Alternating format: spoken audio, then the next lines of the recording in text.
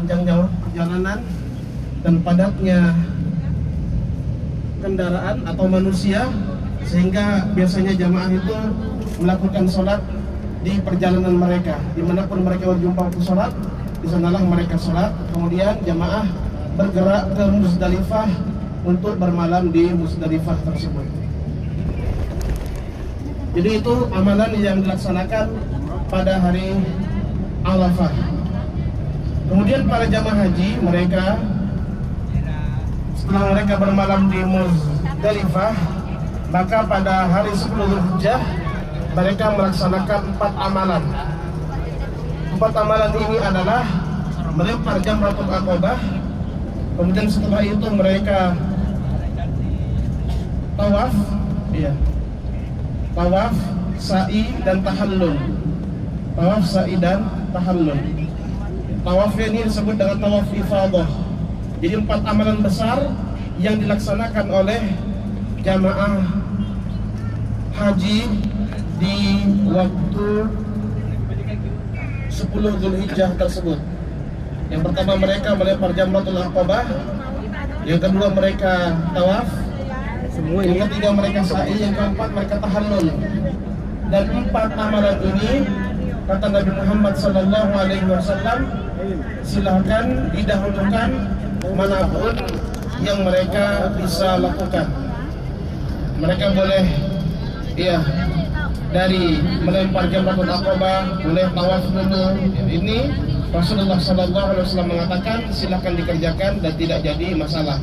Demikian kata Nabi Muhammad SAW. Dan di hari Arafah ini kegiatan sangat sibuk sangat sibuk kegiatan, karena jamaah akan melakukan perjalanan yang sangat jauh dari Musdalifah kembali ke Masjidil Haram.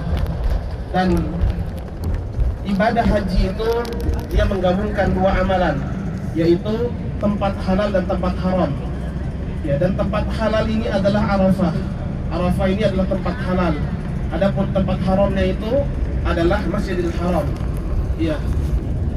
Adapun ibadah Allah itu kata para ulama, dia menggabungkan ibadah halal baru yang haram, tempat yang halal baru yang haram. Adapun ibadah haji, dia dari tempat yang haram ke tempat yang halal. Nah, seperti itu penjelasan para ulama tentang ibadah yang mulia ini.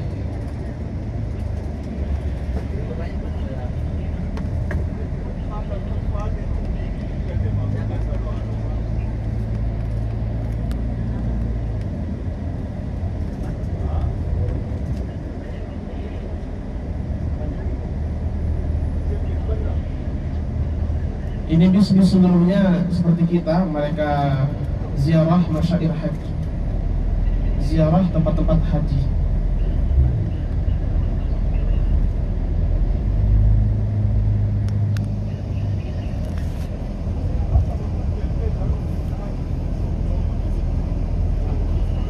Masjid ini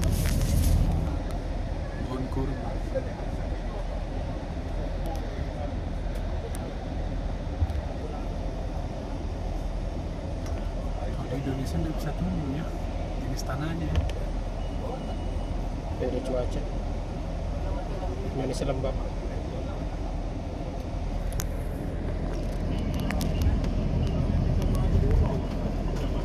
Minta nama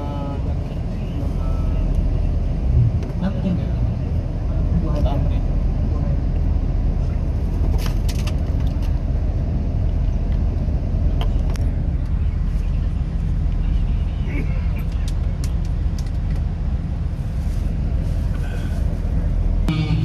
Arafah ke Musdalifah, di sebelah kanan itu ada jalur warna merah.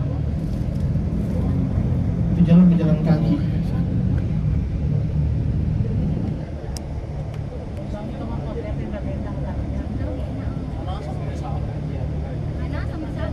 Panas terus tapi berarti panas jamaah haji di sini. Biasa sih. Hanya nggak boleh kurang minat itu kan nggak boleh kurang minum. pakainya tadi ya. Nggak boleh kurang minum. Landurnya berapa jam orangnya? Ya ini di depan kita, Oh, di iya, bawah ini ini jalur pejalan kaki ya. Arafat sebelah sana 15 km, sebelah kanan itu ke Musdalifah. Jalur pejalan kaki.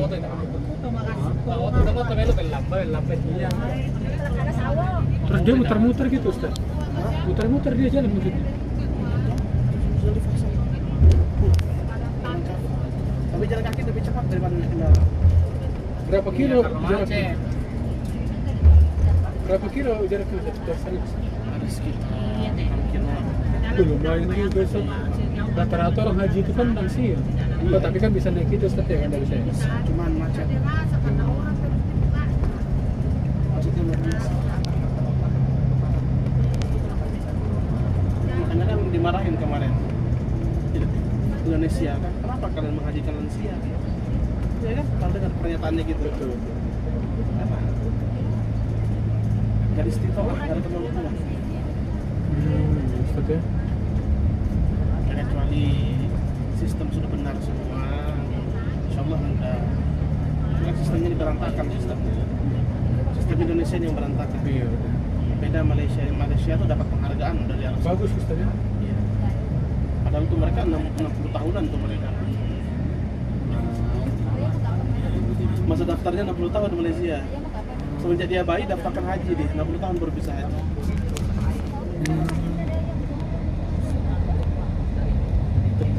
Ke Musdalifah 5,1 km, Mina 8,9 km, Jamarat 11 km, hampir 12 km ke Jamarat, tempat pelemparan jamrah. Karena itu tidak dari Mina. Kalau sampai dari Mina nih. Jadi jemaah haji mereka di malam ke-11 mereka bermalam di Mina. Mereka bermalam di Mina untuk esok harinya setelah salat zuhur mereka melempar jamrah al-aqabah.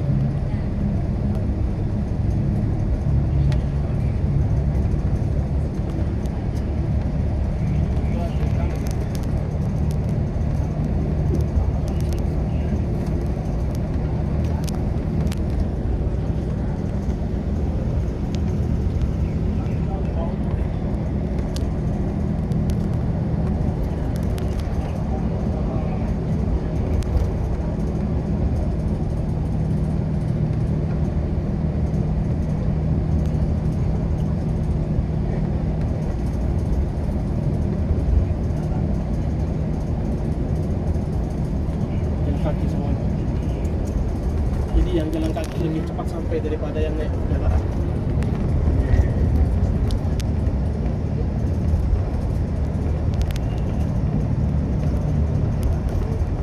Ya karena macet kan. Mengadu mereka Arafah, Musdalifah ya. Jadi mereka sana Musdalifah ke Arafah, balik ke sana lagi. Ya kan? Kan ke Haram. Iya. Di Mina mereka ke Arafah, baru ke Musdalifah lagi. Musdalifah, baru ke Mina lagi.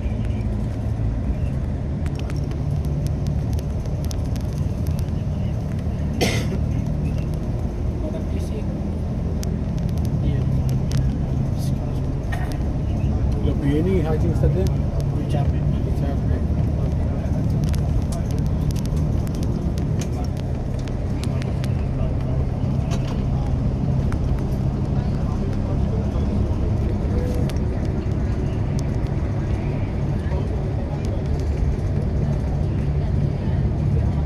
Jemaah Fadhatul yang dimuliakan oleh Allah Subhanahu wa taala, pada hari ke-10 Zulhijjah, jemaah haji melakukan 4 amalan besar yang tadi telah kita sebutkan. Yang pertama melempar jamratul aqabah, yang kedua tawaf ifadah, yang ketiga sa'i, yang keempat tahallul atau memotong rambut. Barang siapa yang melakukan satu dari dua hal, dia boleh melakukan seluruh yang dilarang kecuali satu hal, mendatangi istrinya.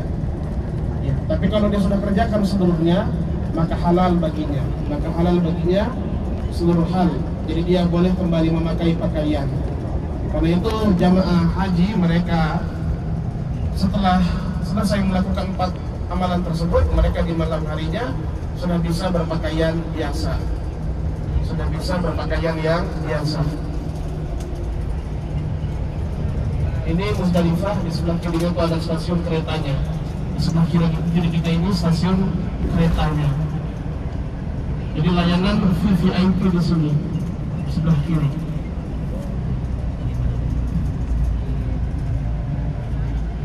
Di sebelah ya, kan kita lihat penginapannya seluruhnya.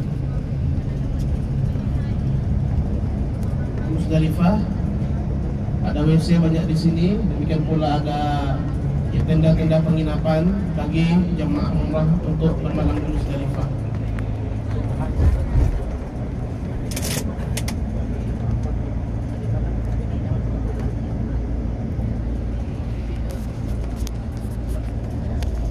Sangat luas ya dari Musdalifah, dan seluruh fasilitas yang ada di sini hanya aktif ketika musim haji saja.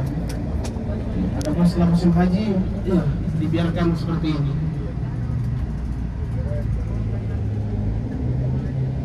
Ini ya Masjid Al-Mash'aril Haram Musdalifah ya. Terkenal masjid ini, Masjid Mash'aril Haram.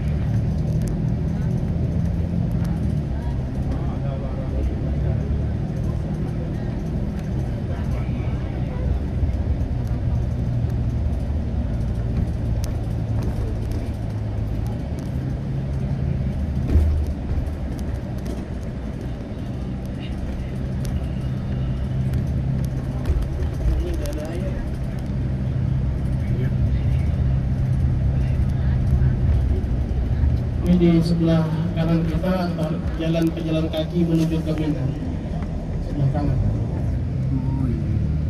Sekarang kita selesai dari Musdalifah, kita akan menuju Mina.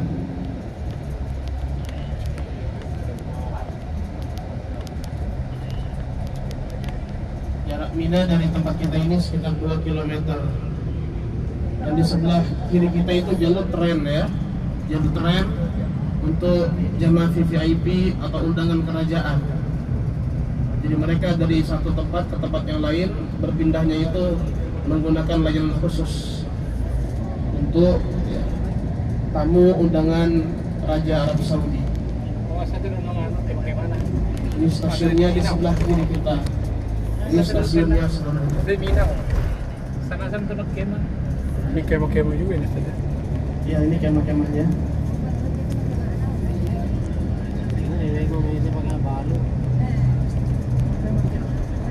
Ini masih bagian dari Musdalifah sebelumnya ini.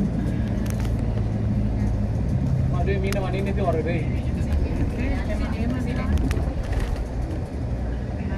Jalan kaki itu lama melontar dan sampai merupakan umum.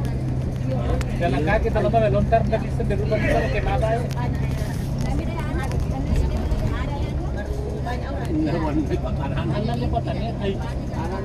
Kita mah Mina. Di atas sana sebelah kiri kita itu ada tempat. Di sebelah dulu peristiwa disembelihnya Nabi Ismail alaihissalam. Sebelah kiri itu Ustaz ya. Sebelah kiri itu. Ada tenda itu Ustaz? Bukannya? Itu ya. Iya. Tempat dahulunya.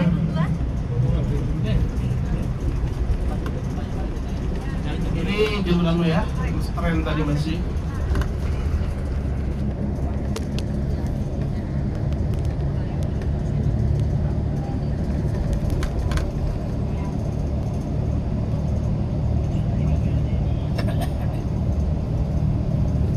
Ya, ini sudah mulai masuk di Mina.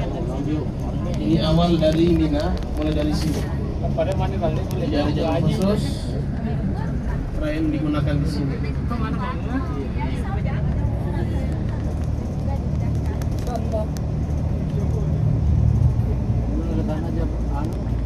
orang itu sampai kapan?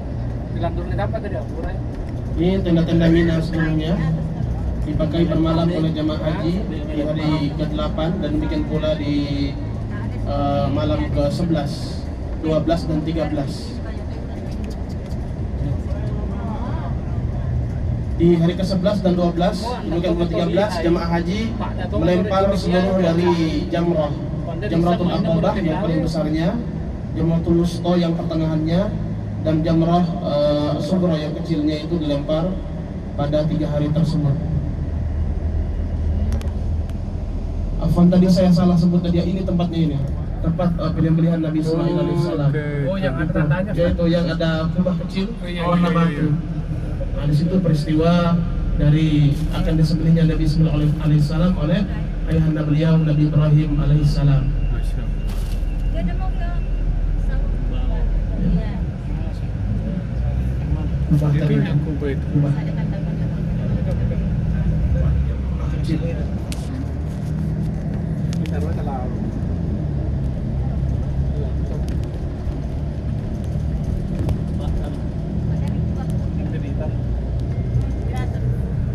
Ini tenda-tenda Mina seluruhnya ya. Jadi disinilah jamaah haji bermalam malam ke-11, malam ke-12. Adapun di hari ke-12 apabila mereka sudah meninggalkan tempat ini, ya maka mereka namanya al-yaum an-nafarul awal. Jadi mereka sudah boleh pergi mereka. Biasanya sudah siap-siap meninggalkan kota Makkah menuju ke Madinah. Tapi apabila mereka maghrib di malam ke-13 mereka masih berada di sini, maka mereka wajib al-yaum an-nafar ats-tsani, yaitu mereka esok harinya di tanggal 13 mereka harus lagi melempar jamrah al-aqabah. Dari sisi kesempurnaan itu lebih sempurna mereka menyelesaikan hingga hari ke-13 al-yaum an-nafar ats-tsani, itu lebih sempurna. Tetapi dalam agama kita ada kemudahan, karena tidak semua orang mereka bisa berlama-lama di tempat ini, maka ada kemudahan pada hari ke-12 apabila mereka telah meninggalkan tempat ini, ya mereka sudah tidak wajib lagi untuk berada di hari ke-13-nya. Nah, sekarang kita akan menuju ke Jamarat, tempat pelemparan jamrah. Jamarat tayo. Lempar jumrah itu. Ya, dimana di hari ke-10 yang dilempar hanya Jamratul Aqabah saja. Dilempar hanya Jamrah al-Aqabah saja yang paling besarnya. Tengah-tengah itu deh, nanti pertama udah kita rapor rusak yo. Ini tenda-tendanya seluruhnya ya. Insyaallah. Semoga Allah Subhanahu wa taala mudahkan kita untuk mengunjungi tempat AC ini, Ustaz, ya? dalam keadaan beribadah. Ya. Masya Allah banyaknya. Anu dia baru jumrah apa? Oh iya, kayak Di depan kita sana tempat pelemparan jamrah. Itu ada 3 itu, kubah warna putih. kubah. Itu tempat pelemparan jamrah. Itu ya, daerah payung warna putih. Oh yang besar itu Ustaz? Ya, yang besar. Oh yang besar. Ya, di tengah-tengah. Yang besar itu. Seret. Di tengah-tengah itu tempat Ini pelemparan jamrah. terjadi terjadi Mina biasa betul deh dari lempar. Ada juga hotel itu Ustaz, Ini baru Ustaz. hotel untuk VVIP ya. 1 orang 1 kasur yang bisa dijadikan tempat duduk, bisa jadi kasur yang lengkap, ada kulkas dan semisalnya. Kayak jamaah furoda gitu kali Ustaz ya. Ya, undangan kerajaan Furoda yang VVIP. VIP. Karena Furoda dia jenisnya macam-macam. Masya Allah ya, Masya Allah. Adapun Ilalam video. di sebelah kanan kita ini ada terowongan yang tragedi di tahun berapa itu? 2015. Ada sebelumnya lagi tahun 90-an itu terjadi di terowongan ini. Karena terowongan saat itu askar sangat sedikit sehingga terjadi pertemuan jamaah haji di sini. Ada yang mau masuk, ada yang mau keluar, sehingga banyak yang meninggal di terowongan Mina ini. Hingga Terowongannya saat ini- runtuh kan Ustaz? Tidak, cuma terjadi mati lampu sehingga terjadi kolaps. Tapi mulai reguler nanti siapa kilo boleh ini? Pas juga dibuat di Ya, Armida ya, terowongan jadi Mina kita di bisa sebelah melihat kiri yang semuanya. ditutup. Dan kita belum sampai di tenda jamaah haji Indonesia. Oh, ada sendiri Ustaz? Ya, Oh, setelah terowongan ini baru tempat tenda Mina jamaah haji Indonesia. oh Jadi jamaah haji Indonesia lumayan jauh kita kalau mau lempar jamroh. Lumayan jauh tempatnya ya. Tapi disitulah dari kadar perjuangan seorang jamaah haji, dia betul-betul tunduk terhadap perintah Allah Subhanahu wa Ta'ala. Walaupun jauh jaraknya, cuaca sangatlah panas, tapi untuk menggapai ridha Allah Subhanahu wa Ta'ala, dia akan korbankan dirinya. Wa minan nasi may yashri nafsahu bitigha'a mardatillah wallahu raufun bil ibad. Dan di antara manusia ada yang menjual dirinya, dia perjuangkan dirinya untuk mencapai keridhaan Allah. Dan Allah Subhanahu wa Ta'ala Maha Pengasih lagi Maha Pengampun terhadap hamba-hambanya. Dan Nabi Muhammad SAW mengatakan jihadnya seorang wanita itu adalah haji dan umrah. Luar biasa dari perjuangan dalam melaksanakan ibadah haji ini. Nah ini disinilah dari tenda haji jamaah Indonesia di sebelah kanan kita. oke, ini ya. Ya, jadi tempatnya terpisah agak jauh. Tenda jamaah Indonesia. Ini jamaah Indonesia di sini.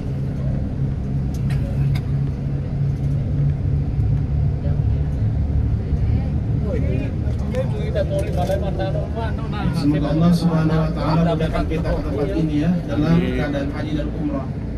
Nah, dengan demikian selesailah dari acara virtual kita ibadah haji. Ya, kita melihat bagaimana masyair haji, tempat-tempat dari pelaksana haji tersebut. Ya Allah Subhanahu wa Ta'ala telah syariatkan dari zaman Nabi Ibrahim alaihissalam. Allah Subhanahu wa Ta'ala berfirman, wa adzim fin nasi bil hajj. Wahai Ibrahim, umumkanlah kepada manusia untuk melaksanakan ibadah haji. Ya'tuka rijala, niscaya mereka akan mendatangi tempat haji tersebut dengan berjalan kaki. Wa ala kulli dhamir, ya, dan mereka berada di atas kendaraan mereka. Ya'tina min kulli fajjin amiqa, mereka akan mendatangi tempat haji ini ya berasal dari seluruh penjuru dunia. Maka tidak pandang negara, tidak pandang suku, tidak pandang warna kulit, siapapun dia, selama dia adalah seorang muslim ataupun muslimah, maka dia pasti akan terpanggil dengan ibadah haji ini. Semoga Allah Subhanahu wa Ta'ala mudahkan seluruh kita kaum muslimin dan musliman untuk memperhambakan diri kepada Allah Subhanahu wa Ta'ala dan melaksanakan ibadah-ibadah yang mulia. Kemudian kita akan bertolak ke Jabal Nur, yang mana di tempat inilah Rasulullah Sallallahu Alaihi Wasallam menerima wahyu. Cuman kita tidak akan turun ya. Kita tidak akan turun. Ada agenda di luar jadwal city tour kita itu di sore hari. Bagi yang mau turun, yaitu bisa di sore hari. Kita dari hotel kita, biayanya kurang lebih 15-20 real sudah PP, kurang lebih begitu ya. Bagi yang ingin menikmati di suasana bawah bukit itu ada musola, ada taman di situ, ada air mancur, bisa menikmati suasana sore hari di tempat tersebut. Dan bagi teman-teman yang ingin mendaki, itu ada jalur mendaki untuk sampai ke puncak Jabal Nur. Itu kurang lebih waktu 1 jam untuk mendakinya. Kurang lebih waktunya 1 jam. Bagi teman-teman yang ingin berangkat, insya Allah nanti akan dibuat listnya di dalam grup.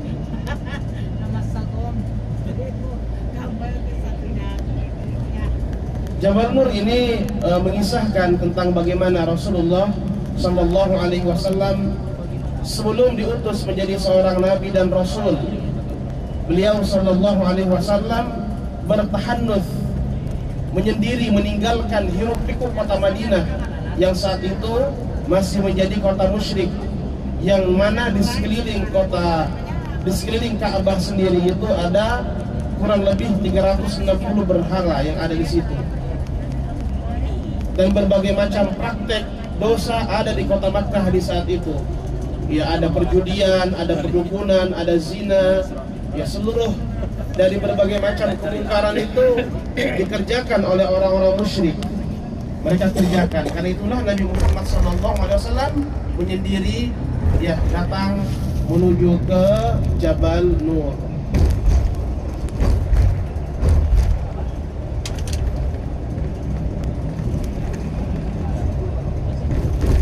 Nabi Muhammad SAW saat itu masih beristri dengan Khadijah radhiyallahu taala anha, ya, istri beliau yang pertama dan satu-satunya yang memberikan sejumlah anak kepada Nabi Muhammad SAW. Itu sangat memahami keadaan Nabi. Karena itu ketika Nabi berada di Jabal Nur, beliau mengutus, ya, putrinya Fatimah radhiyallahu anha untuk mengantarkan makanan kepada Nabi Muhammad sallallahu alaihi wasallam. Setiap hari Fatimah itu bolak-balik dari Mekah ke Jabal Nur untuk mengantarkan makanan kepada Nabi Muhammad sallallahu alaihi wasallam, melewati, ya, jalan yang terjal gunung seperti ini. Itu perjuangan putri Rasulullah sallallahu alaihi wasallam, ya, untuk, ya, membantu ayahnya, memberikan makanan kepada ayahanda yang tercinta Nabi Muhammad sallallahu alaihi wasallam.